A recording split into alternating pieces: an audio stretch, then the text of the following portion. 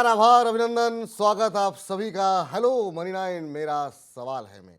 और शाम को जब 4 बजते हैं तो उसके बाद हम हेलो मनी नाइन का कार्यक्रम लेके आते हैं पर्सनल फाइनेंस को लेकर के। मैं अलग अलग विषयों में बातचीत करते हैं और आज का विषय काफ़ी रोचक है, काफ़ी इंटरेस्टिंग है। प्रॉपर्टी मार्केट में इन दिनों तेजी का दौर है। इसके बावजूद दिल्ली एनसीआर और ख़ासतौर से नोएडा और ग्रेटर नोएडा में हजारों ऐसे घर खरीदार हैं जिन्हें अपना घर मिलने में दिक्कतें हो रही हैं। रेरा कानून आने के बाद रियल एस्टेट सेक्टर की सूरत कितनी बदली है, बिल्डर अगर गड़बड़ी करे तो उसकी शिकायत रेरा में कैसे की जाती है, इन तमाम सवालों के जवाब आज हम तलाशने की कोशिश करेंगे इस कार्यक्रम के दौरान। और आपका भी कोई सवाल हो तो आप हमें यूट्यूब के माध्यम से, व्हाट्सएप के माध्यम से लगातार जुड़ते रहिए। अब आपको रूबरू कराते हैं हमारे आज के खास मेहमान से। हमारे आज के खास मेहमान हैं राजीव कुमार जी, यूपी रेरा के प्रमुख हैं, चीफ हैं। राजीव जी, बहुत बहुत धन्यवाद आपका हमारा निमंत्रण स्वीकार करने के लिए। और निश्चित रूप से आपका जो ज्ञान है, आपकी जो समझ है, उससे आज हमारे बहुत सारे जो दर्शक हैं, जो प्रॉपर्टी में इंटरेस्टेड हैं, उनको बहुत सारी जो है चीज़ें सीखने को मिलेंगी, समझने को मिलेंगी और काफ़ी सहूलियत होगी उनके भविष्य को लेकर के। धन्यवाद विपुल जी, आपने मुझे शो पे आने का अवसर दिया। बहुत बहुत धन्यवाद। सर, पहला सवाल आपसे यही जानना चाहेंगे कि घर खरीदारों के हितों की रक्षा करने के लिए और जो तमाम घर फंसे हुए थे उसकी डिलीवरी तेज हो, इसके लिए 2016 में हमने देखा कि रेरा कानून आया था।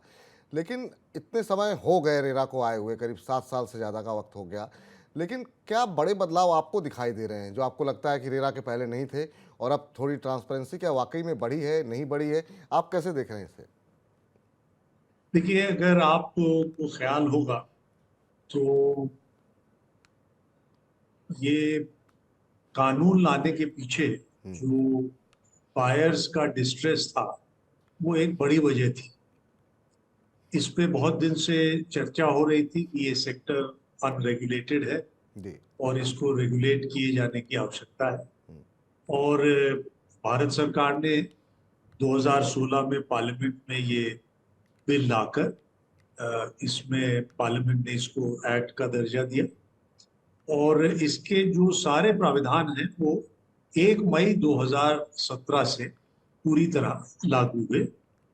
अलग अलग प्रदेशों में एक नियमित रेरा की स्थापना अलग अलग समयों पे हुई। उत्तर प्रदेश में 2018 के मध्य में जी। एक नियमित अथॉरिटी का गठन किया गया और मुझे उसका अध्यक्ष के तौर पे जिम्मेदारी दी गई। जी।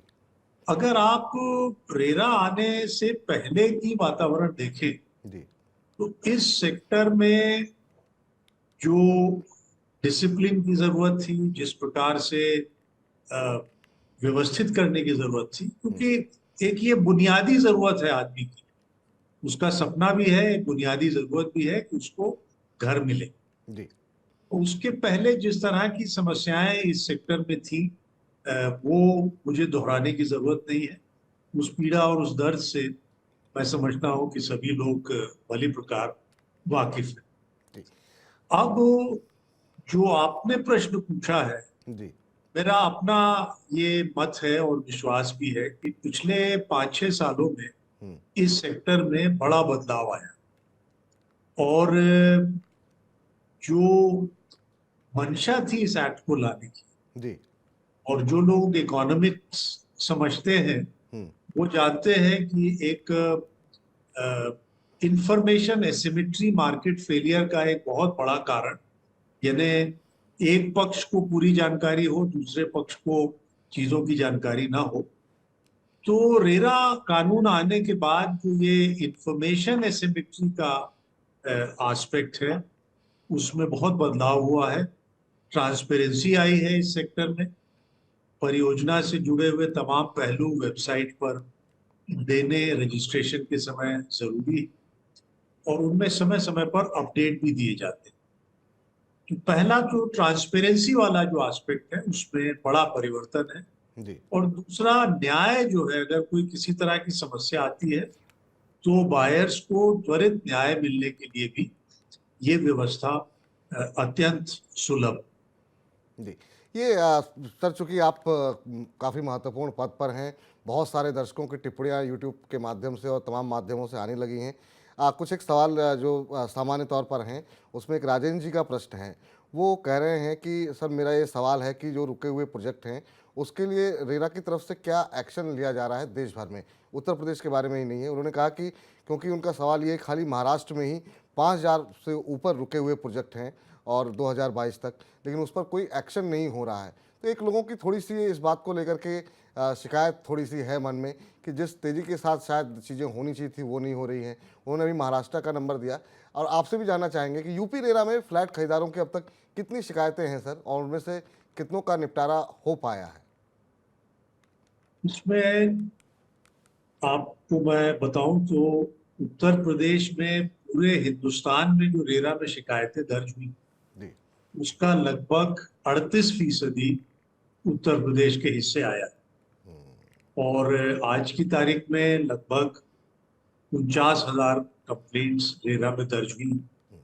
उनमें से लगभग 88% का निराकरण भी हमारे साथियों ने और अथॉरिटी ने किया है। तो जो पूरे हिंदुस्तान का डिस्पोजल है, उसका 40% उत्तर प्रदेश ने अकेले किया। इसी तरह से जो उन ऑर्डर्स का फॉलोअप है, उसमें भी उत्तर प्रदेश रेरा ने एक प्रक्रिया शुरू की कि धारा 63 है, जिसमें पेनल्टी का प्रोविजन, उसके अधीन हम लोग सुनवाई करते हैं। जी। और सुनवाई करके जब तक वो प्रकरण का निराकरण नहीं हो जाता, तब तक हम उसको छोड़ते नहीं हैं। तो हम लोग लगातार बायर्स के साथ हैं जब तक उनकी कठिनाई का निराकरण ना हो। अब ये जो प्रश्न राजेंद्र जी ने पूछा है, ये बड़ा महत्वपूर्ण प्रश्न है। जी। और मैं ये जानता हूं कि रेरा बनने में एनसीआर और जो एमएमआर रीजन है, यानी कि महाराष्ट्र का जो मुंबई और उसके बिल्कुल। आसपास का इलाका है, वहाँ के बायर्स का एक बड़ा महत्वपूर्ण योगदान इस एक्ट को बनने में था। जी। दो चीजें मैं इसमें कहना चाहूंगा। पहला तो ये कि हमें परियोजनाओं को दो तरह से देखना चाहिए। एक वो परियोजनाएं जो रेरा आने से पहले और रेरा के डिसिप्लिन से पहले प्रारंभ हो चुकी थी और 2010, 12, 14, 16 उस पीरियड में लॉन्च हुई। और वो प्रोजेक्ट्स जो रेरा आने के बाद, जिसको कि हम पहली श्रेणी को ऑनगोइंग कहते हैं, और जो रेरा के बाद की परियोजनाएं हैं, दोनों के बिहेवियर में काफी फर्क है। अब ये जो राष्ट्रीय स्तर पर स्टॉल्ड प्रोजेक्ट्स का प्रश्न है, इसमें आपकी जानकारी है कि 2019 में भारत सरकार ने एक स्वामी फंड बनाया, जिसके माध्यम से लास्ट माइल फंडिंग प्रारंभ की गई। जी। और इसमें काफी प्रोजेक्ट्स पूरे हिंदुस्तान में लिए गए हैं, जिसमें कि कुछ पूरे भी हो गए हैं, यहाँ तक कि कुछ ने स्वामी फंड का पैसा भी लौटा दिया। नाउ इसको कैसे और गति प्रदान की जाए और स्टॉल्ड प्रोजेक्ट्स कैसे उनका निपटारा किया जाए, जी। इस क्रम में एक समिति भारत सरकार ने बनाई है, जिसके अध्यक्ष श्री अमिताभ कांत हैं, जो कि नीति आयोग के पूर्व सीईओ थे। और उसमें मैं भी एक मेंबर हूँ। जी। उस समिति ने सभी स्टेक होल्डर्स को सुन लिया है और मैं समझता हूँ कि अगले 1-1.5 महीने में वो समिति अपनी रिकमेंडेशंस भी भेज देंगी और वो पूरे हिंदुस्तान के लिए लागू होंगे, जिससे मैं समझता हूँ कि स्टॉल्ड प्रोजेक्ट्स को पूरा करने में काफी मदद मिलेगी। ठीक अब सर। जो प्रश्न आपने पूछा कि ये नोएडा, ग्रेटर नोएडा में बहुत सारी परियोजनाएं हैं, जी। इसके लिए विशेष रूप से उत्तर प्रदेश रेरा ने भी एक प्रतिष्ठित कंसल्टेंट को लगाकर अपना एक स्टडी कराया। अच्छी खबर यह है, जो आपने भी इंगित किया था, कि इस समय मार्केट इंप्रूव कर रहा है। बिल्कुल। और जैसा कि मैं पूर्व में भारत सरकार में शिपिंग सेक्रेटरी था, तो वहां एक जुमला अंग्रेजी में है, high tide lifts all the boats. यानी बहुत सी नावें जो लो टाइड में फंस गई हैं, अगर पानी ऊपर बढ़ता है जी। ज्वार आने पे, तो उनका सबका स्तर उठ जाता है। बिल्कुल सही बात। लगभग वही स्थिति हम देख रहे हैं कि जो 8 प्रोजेक्ट्स का डिटेल्ड स्टडी हमने नोएडा, ग्रेटर नोएडा में कराया। हम्म, उनमें से 6 प्रोजेक्ट्स पूरी तरह वाइब। इसका मतलब ये है कि अगर उनको थोड़ा लिक्विडिटी सपोर्ट मिल जाए हम्म, तो वो प्रोजेक्ट्स जल्दी ही पूरे हो सकते हैं। उस पे कई तरह की रिकमेंडेशंस आई थी। जी। उत्तर प्रदेश रेरा अधिनियम में एक धारा है जिसका जो धारा 32 है, उसके अधीन रेराज राज्य सरकार को संस्तुति भेज सकते हैं। हम्म, और उसके अधीन उत्तर प्रदेश रेरा ने भी कंसल्टेंट की रिपोर्ट का पूरा अध्ययन करके जो अपनी रिकमेंडेशंस थी वो राज्य सरकार को भेजी है। और मेरी निजी जानकारी है जी। कि राज्य सरकार इस पूरे मामले में बहुत ही गंभीरता और गहनता से इस समय विचार विमर्श कर रही है। और उत्तर प्रदेश के लिए भी अगले 1-2 महीने में योजना आएगी, जिससे कि यहाँ जो लगभग 200-250 नोएडा, ग्रेटर नोएडा की फंसी हुई प्रोजेक्ट उनको गति देने में पूरा लाभ। एक महत्व कई सारी टिप्पणियां आ रही हैं सर। एक बहुत महत्वपूर्ण टिप्पणी आई है, वो ये है कि जो लोग रेरा आने के बाद तमाम बिल्डर्स जो हैं वो एनसीएलटी में चले जाते हैं, खुद को दिवालिया घोषित कर देते हैं। उनके लिए क्या प्रक्रिया है? क्योंकि एक आम आदमी अपनी जमा पूंजी बिल्डर को देता है इस उम्मीद में कि 4 साल 5 साल जो भी समय सीमा उसको दी जाती है कि उसका अपना एक घर हो जाएगा, जिसके लिए वो ईएमआई भी भरता है। लेकिन अगर बिल्डर अपने आप को दिवालिया घोषित कर दे, फिर क्या विकल्प बचता है? और ऐसे ऐसे मामलों में रेरा क्या कर सकता है? देखिए, इसमें मैं आपका ध्यान आकृष्ट करना चाहूंगा। ये प्रश्न इनका बहुत वाजिब है कि आदमी रेरा आया, वहां से एक निर्णय हो गया और निर्णय हो जाने के बाद अचानक पता चला कि कोई फाइनेंशियल इंस्टीट्यूशन या कुछ मामलों में बायर्स के भी समूह एनसीएलटी चले जाते। सामान्य रूप से अभी तक ये अनुभव नहीं है कि बिल्डर स्वयं जाके, एक आध केस हुआ था लेकिन वो एनसीएलटी ने स्वीकार नहीं किया। तो प्रमुख रूप से कोई ना कोई जो उस कंपनी का क्रेडिटर है, फाइनेंशियल इंस्टीट्यूशन है या बायर्स के समूह है, वही मामले को एनसीएलटी ले जाते हैं। फिर भी अगर मैं होम बायर हूँ और मुझे ईएमआई भी देनी है, मैं रेंट पे रह रहा हूँ, मुझे अपने बच्चों की भी परवरिश करनी है, उनकी पढ़ाई भी देखनी है, बिल्कुल। घर भी चलाना है, तो ये एक बहुत ही, और कोविड आने के बाद ये बहुत ही असहनीय सी स्थिति बहुत सारे परिवारों में हो गई थी, मेरी जानकारी में। बिल्कुल। इसमें विधिक इशू ये है विपुल जी जी। कि सुप्रीम कोर्ट ने एक इसमें ऑर्डर किया था, जहां ये मामला एक उठाया गया कि रेरा आ जाने के बाद इन मसलों को रेरा में ही पहले सॉर्ट आउट करना चाहिए।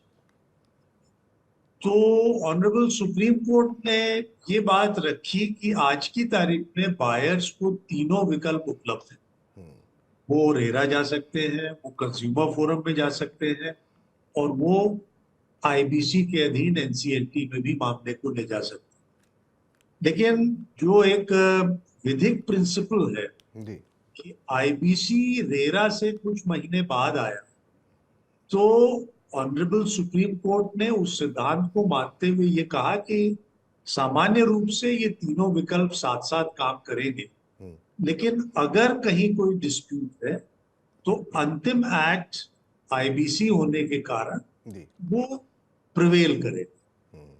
लेकिन अच्छी खबर ये है कि आईबीसी में रियल एस्टेट सेक्टर के लिए विशेष रूप से बाकी संशोधनों के साथ साथ जी। भारत सरकार इस समय विचार कर रही है।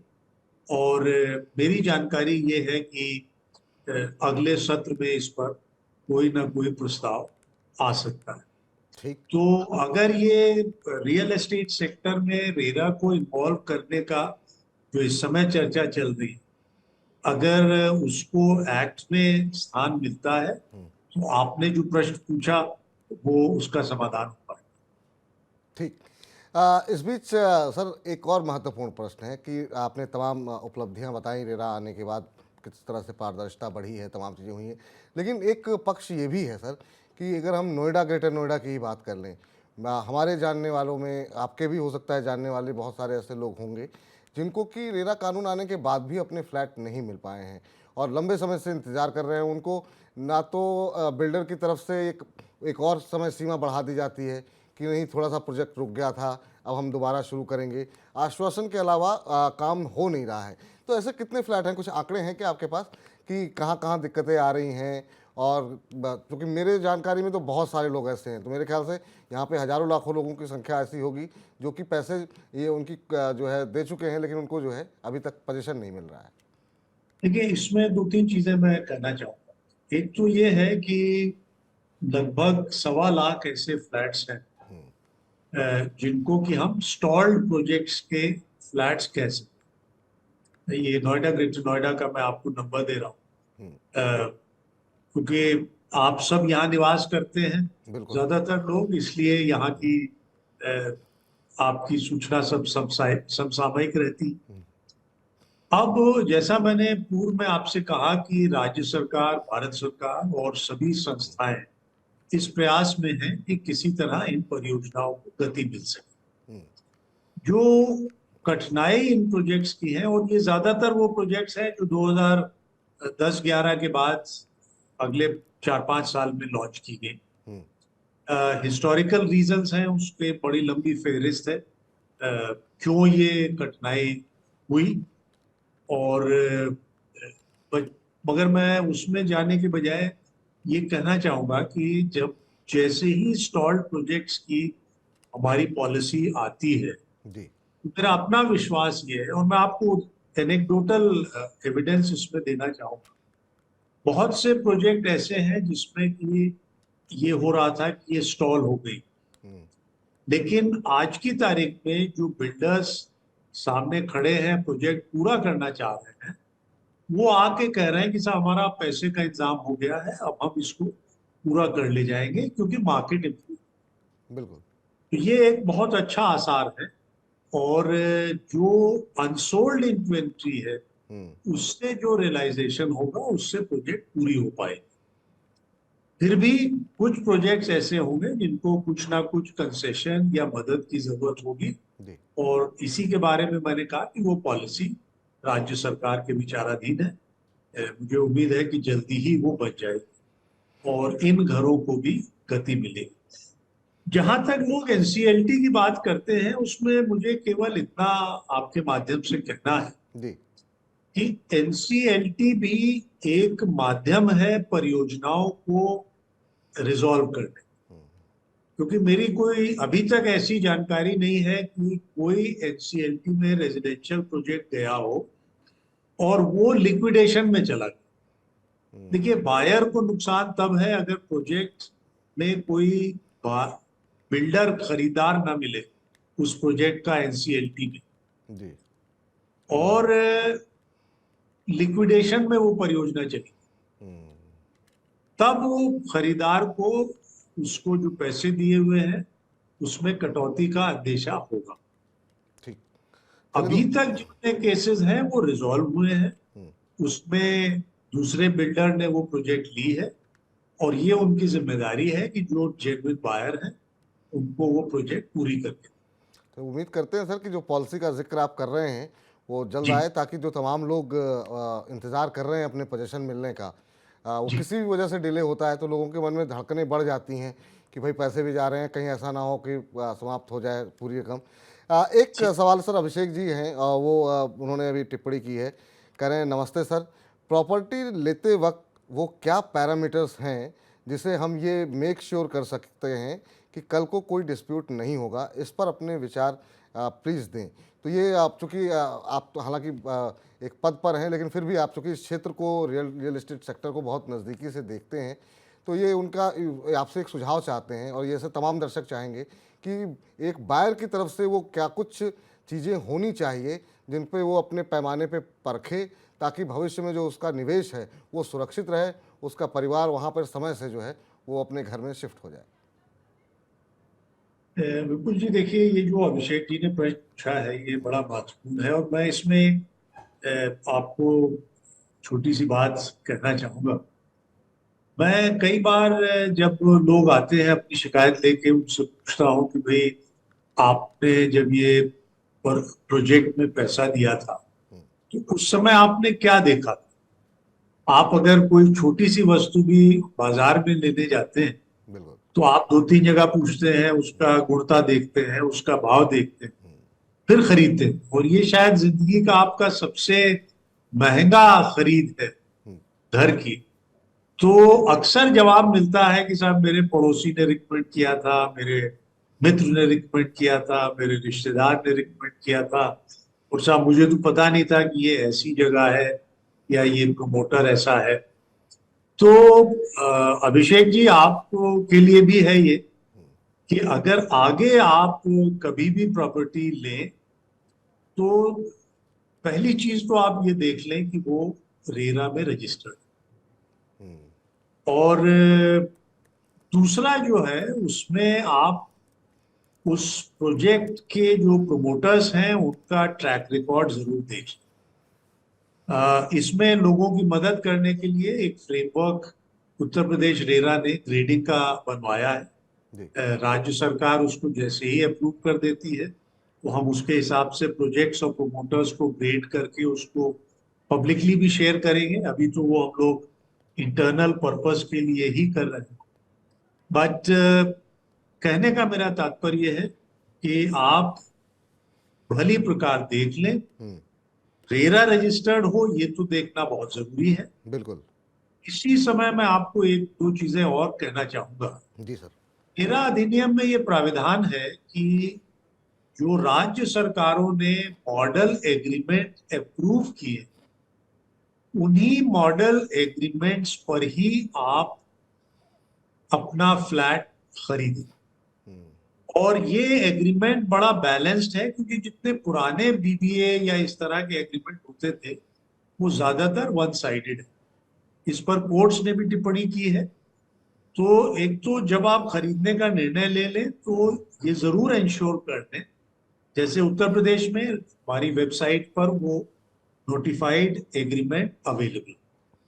जी। दूसरा, जब तक वो साइन हो जाए एग्रीमेंट और पंजीकृत हो जाए, तब तक 10% से ज्यादा एडवांस बिल्डर नहीं ले सकते। ये उसकी जिम्मेदारी है कि 10% पैसे लेने से पहले वो एग्रीमेंट भी ले और उसको सब रजिस्ट्रार के यहाँ रजिस्टर भी कराए, ताकि आपके राइट्स आगे अक्षुण्ण रह सके। जी। तीसरी चीज मुझे ये कहनी है कि जब भी आप प्रॉपर्टी खरीदें उसमें ये जरूर देख लें कि रेरा वेबसाइट पर उसका लेआउट, उसकी लैंड की अवेलेबिलिटी, उस पर किसी प्रकार का कोई भार या केस तो नहीं है। ये सारी सूचनाएं उपलब्ध हैं, उससे आप तहकीकात करा लें। और बैंक्स भी आजकल रेरा वेबसाइट चेक करके लोन देने में अपने आप को सुरक्षित महसूस करती हैं। तो ये सारी चीजें देख परख के जानकारी करके ही आप अपना पैसा किसी परियोजना में लगाएं। जी। काफ़ी महत्वपूर्ण जानकारी सर आपने दी है। उम्मीद करते हैं अभिषेक जी जैसे तमाम हमारे दर्शक उससे लाभान्वित हुए होंगे। और सर एक चीज़ और समझना चाहेंगे आपसे। ये पहले तो ये कि उत्तर प्रदेश में ग्रेडिंग सिस्टम था, अब वो महाराष्ट्र सरकार भी जल्द लागू करने जा रही है। ये ग्रेडिंग सिस्टम होता क्या है, और एक सामान्य दर्शक के तौर पर जो लोग नहीं जानते इसे, अगर आप थोड़ा सा एक्सप्लेन कर पाएँ इसे तो।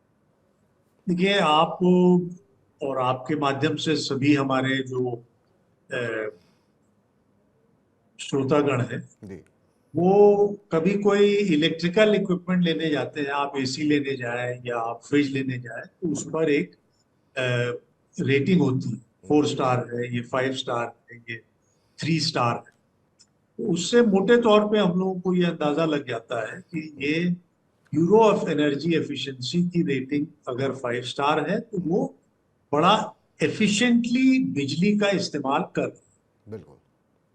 इसी तरह से जो grading framework Uttar Pradesh RERA ने तैयार कराया है, उसमें एक पक्ष है कि प्रमोटर का ट्रैक रिकॉर्ड कैसा है। बिकॉज बहुत सारे प्रमोटर्स ऐसे हैं जो आज भी और इस पूरे मंदी के दौरान भी उन्होंने अपने प्रोजेक्ट्स को समय से डिलीवर किया है बिल्कुल। और वो अपनी उत्तरदायित्व भली प्रकार निर्वहन कर। तो उसको ऑब्वियसली ज्यादा नंबर मिलेंगे। फिर अगर रेरा में पुराने केसेस उनके चले हैं, उसकी कंप्लायंस का क्या स्टेटस है। बहुत से बिल्डर ऐसे हैं जो कि कंप्लायंस में बहुत अच्छा काम कर रहे हैं और बहुत से सेटलमेंट कर लेते हैं चीजें, ताकि सुलझ सके, जल्दी आगे बढ़ सके, उस पर उनको मार्क्स मिलेंगे। इसी तरह से 8 या 10 पैरामीटर्स निर्धारित किए गए हैं प्रोमोटर्स के लिए भी और प्रोजेक्ट्स के लिए भी। जी। कितना फाइनेंशियल कमिटमेंट है उस प्रमोटर का, उसकी क्या फाइनेंशियल स्ट्रेंथ है, कहाँ से पैसा लाके वो प्रोजेक्ट पूरा करेंगे। तो ये सारे पैरामीटर्स पर मार्किंग होने के बाद एक कंसोलिडेटेड ग्रेडिंग प्रोजेक्ट्स और प्रमोटर्स को दी जा रही है। अब सर एक चीज़ और आपसे जानना चाहेंगे कि वो कौन कौन सी शिकायतें हैं बिल्डर्स के बारे में जिसके लिए हम रेरा में शिकायत कर सकते हैं, और बहुत सारे दर्शक ऐसे भी होंगे जिनको शायद ये पता ना हो कि शिकायत करते कैसे हैं, शिकायत करने का तरीका क्या होना चाहिए। इसके बारे में थोड़ी सी आप डिटेल देंगे तो निश्चित रूप से हमारे तमाम दर्शक लाभान्वित होंगे। विपुल जी, उत्तर प्रदेश रेरा जो है वो पहला रेरा था जिसने ऑनलाइन कंप्लेंट्स दर्ज करने की व्यवस्था 2017 में ही शुरू कर दी। जी। तो हमारे यहाँ कंप्लेंट दर्ज करने की पूरी व्यवस्था ऑनलाइन है। जी। और फरवरी 2020 में अ, ये हम लोगों ने ई कोर्ट व्यवस्था भी अपने यहाँ लागू की थी, जिसके हमारे जितने भी लोग रेरा पोर्टल यूज करते हैं जी। उन्होंने बहुत ही सराहना की है। बिकॉज आपको लोग कहते हैं justice at the doorsteps, ये बिल्कुल। तो literally justice wherever you are in the world, आपको वहां ये डिजिटल मोड से। और मैं उपलब्ध हो। कॉम्प्लीमेंट करना चाहूंगा कि जो हमारे देश में डिजिटल नेटवर्क है, जी। कोविड के दौरान भी और बिजली ने भी बहुत साथ दिया। तो हमारे साथी, एक दो बार तो ये हुआ कि वो कोविड वार्ड से उन्होंने हमारी प्रोसीडिंग्स अटेंड की। वो। अब आपका जो प्रश्न है, जी। बड़ा सिंपल प्रोसेस है। आप हमारी वेबसाइट पे चले जाएं, वहां पर कंप्लेंट दर्ज करने के लिए बटन उपलब्ध है। बिल्कुल। आप जब उसको खोलेंगे तो उसमें एक प्रश्न आपसे वो पूछेंगे कि क्या आप कंसिलिएशन के माध्यम से समाधान चाहते हैं या आप फॉर्मल कंप्लेंट करना चाहते हैं। आप उसका हाँ या ना में उत्तर दे दें, जैसा आप उपयुक्त समझे। और उसके बाद वो कुछ आपसे प्रश्न पूछते हैं, एक फॉर्मेट आ जाता है डिजिटल, उसमें आप डॉक्यूमेंट्स अपने अपलोड कर सकते हैं। जी। और ये पूरी व्यवस्था बहुत सुलभ है। इसमें राज्य सरकार द्वारा केवल 1,000 रुपए की फीस रखी गई है। जी। जी। और वही एकमात्र फीस है जो कि किसी भी बायर को कंप्लेंट करने के लिए देनी है। ठीक। अब आपने जो पूछा किस तरह की कंप्लेंट्स, इसमें अगर मान लीजिए किसी बायर ने आपको कोई नक्शा दिखाया, कोई आपको फैसिलिटीज बताई, अपने एडवर्टाइजमेंट में उन्होंने कहा कि ये चीजें हमारी कॉलोनी में होगी, और अगर वो आप उससे संतुष्ट नहीं है या वो सही सिद्ध नहीं होती है, तो आप प्रोजेक्ट से बाहर भी आ सकते हैं और कंपनसेशन भी क्लेम कर सकते हैं। दूसरा, अगर मान लीजिए कि लेआउट में कोई तब्दीली है, तो 2/3 बायर्स को उस मेजर लेआउट चेंज के लिए अप्रूवल जरूरी है। ये यूपी अपार्टमेंट एक्ट का भी प्रोविजन है। तो ये अधिकार बायर्स का है कि जो अमेंडमेंट किया जा रहा है उसके बारे में वो एक अपने विचार को व्यक्त कर सके। और ये बाध्यता बिल्डर पर है कि वो लेआउट चेंज नहीं करे। अगर स्ट्रक्चरल डिफेक्ट्स हैं किसी प्रोजेक्ट में, तो ओसी मिलने के 5 साल तक आप कंपनसेशन के लिए क्लेम कर सकते हैं। प्रोजेक्ट अगर डिलेड है, जी। उसके लिए आप डिले इंटरेस्ट मांग सकते हैं अगर आप प्रोजेक्ट में बने रहें। और या फिर अगर आप नहीं बने रहना चाहते हैं, प्रोजेक्ट बहुत ज्यादा डिलेड है, आपको लग रहा है कि कोई आसार नहीं नजर आ रहा है, तो आप रिफंड के लिए भी अपना रिक्वेस्ट डाल सकते हैं। तो मोटे तौर पे जी। ये इंडिविजुअल बायर्स के लिए है। और अगर RWA या जिसको रेरा एक्ट में एसोसिएशन ऑफ अलॉटीज कहा गया है, हम्म, उनको परियोजना को समयबद्ध रूप से बिल्डर को हैंडओवर करना है, सभी कॉमन एरियाज के साथ। ठीक। तो अगर उसको कोई कठिनाई है जो एसोसिएशन टेकअप करना चाहता है, तो वो एसोसिएशन भी अपनी कंप्लेंट धारा 31 रेरा अधिनियम के अधीन कर सकते हैं। ये बात मैं इसलिए कह रहा हूं क्योंकि रेरा एक्ट में स्पेसिफिक जो चीजें दी हुई है, केवल उसी के वायलेशन के लिए कंप्लेंट फाइल हो सकती है। तो कई बार होता यह है कि प्रोजेक्ट मान लीजिए 2014 में पूरा हो गया, जी। वो ऑनगोइंग की परिभाषा में नहीं है। तो ऐसे में अगर कोई बात है तो कंज्यूमर फोरम उपलब्ध है। हालांकि रेरा में वो कंप्लेंट दाखिल नहीं हो सकती क्योंकि परियोजना रेरा आने से पहले कंप्लीट हो चुकी कंप्लीट हो चुकी थी। सर बहुत विस्तार पूर्वक आपने तमाम जानकारियां दी। निश्चित रूप से हमारे तमाम दर्शक बहुत लाभान्वित हुए होंगे और उम्मीद है कि रेरा ऐसे ही और बेहतर काम करे और जिन लोगों के प्रोजेक्ट रुके हुए हैं जल्द से जल्द उन्हें पोजीशन मिले, ताकि लोगों के चेहरे पे मुस्कुराहट आप ऐसे ही लाते रहें। आज की इस चर्चा में जुड़ने के लिए बहुत बहुत शुक्रिया। उम्मीद करते हैं आगे भी आप समय समय पर अपना महत्वपूर्ण समय देते रहेंगे, ताकि हमारे पास भी जो शिकायतें दर्शकों के माध्यम से और तमाम जगहों से आ रही हैं वो हम आपसे डिस्कस कर सकें। बहुत बहुत शुक्रिया सर आज की चर्चा में शामिल होने बहुत के बहुत लिए। धन्यवाद विपुल जी। बहुत बहुत धन्यवाद सर। चलिए फिलहाल अब कार्यक्रम को समेटने का वक्त हो गया है और हर बार हम एक नई थीम के साथ आते हैं। कल हम खास तौर से बात करेंगे एसजीबी को, जी हाँ, सॉवरेन गोल्ड बॉन्ड को लेकर के क्या रणनीति होनी चाहिए, सोने में कितना पैसा लगाना चाहिए, अगर सोना इस समय खरीदना चाहिए कि नहीं खरीदना चाहिए, सोने को लेकर के कोई भी सवाल हो तो आप हमें भेज दीजिए 9311121874। ये हमारा व्हाट्सएप नंबर है और कल शाम को 4 बजे हमारे साथ जुड़ जाइए और सोने को लेकर के रणनीति कल हम बनाएंगे। लेकिन इस बीच अभिषेक जैन जी ने कहा है, विपुल सर आपका दिल से शुक्रिया, आपका भी बहुत दिल से शुक्रिया सर, कार्यक्रम में बने रहने के लिए, अपना समय देने के लिए। उम्मीद करते हैं आपको आज की जानकारी अच्छी लगी होगी। फिलहाल हेलो मनी 9 को इजाज़त दीजिए। कल दोपहर 1 बजे शेयर बाजार में बातचीत करेंगे। कल क्या लगाएगा निफ्टी ने या हाई, ये तमाम जानकारियों के लिए लगातार मनी 9 के साथ बने रहिए। दोपहर 1 बजे जुड़िए और शेयर बाजार की रणनीति बनाते हैं। फिलहाल इजाज़त दीजिए, नमस्कार।